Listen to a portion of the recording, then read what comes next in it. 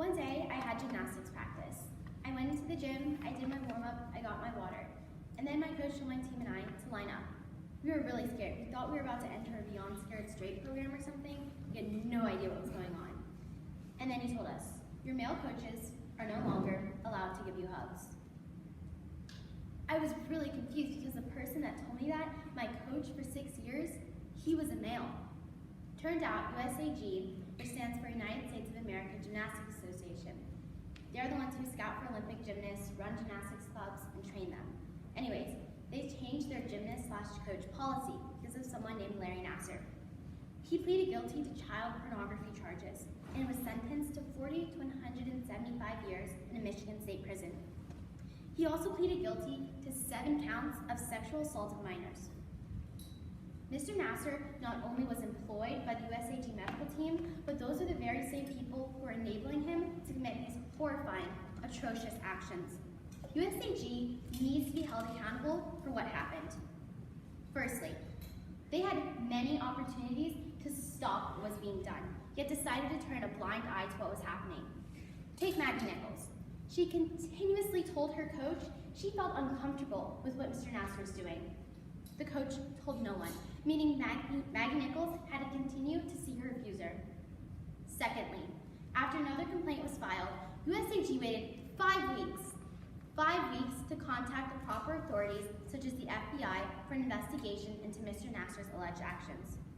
Scott Himsel, USAG attorney, emailed Mr. Nassar telling him it'd be in everyone's best interest if he didn't attend any more USAG events. Hint, hint, he got fired.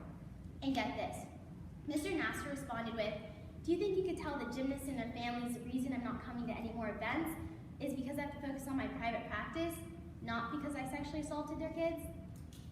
Mr. Himsel complied. To make matters even worse, USAG didn't notify the other workplaces Mr. Nassar would see patients at, meaning they were also getting abused because they were unaware of the investigation. And just when you thought things couldn't get worse, they do. USAG never questioned nor checked Mr. Nassar's medical techniques. According to Allie Raisin in an interview, she said, the only way he had access to us was in our rooms at the Crowley Ranch, which is the National Gymnastic Olympic Training Camp. That's where we were instructed to get therapy from him. Not one adult ever said it was unacceptable to treat girls anywhere but in a proper examination room. Now, the opposition might try to argue the reason they didn't notify any workplaces was because the FBI told them not to. That sounds plausible, right? Wrong. Emails proved that Mr. Nassar and Mr. Himsel were in contact before the FBI could have even possibly told them about the non-disclosure. What Larry Nassar did is sickening and unacceptable, but what's more so is the fact that multiple people were aware of what was going on, yet did zero to stop it. Maggie Nichols, along with other women, testified at the Larry Nassar hearing. Maggie Nichols said, USAG didn't provide a safe place for me to train. But I've come to the realization now, my voice can be heard. So you know what? It's time USAG hears these voices of these young girls and realize their organization is indeed responsible and accountable for what happened.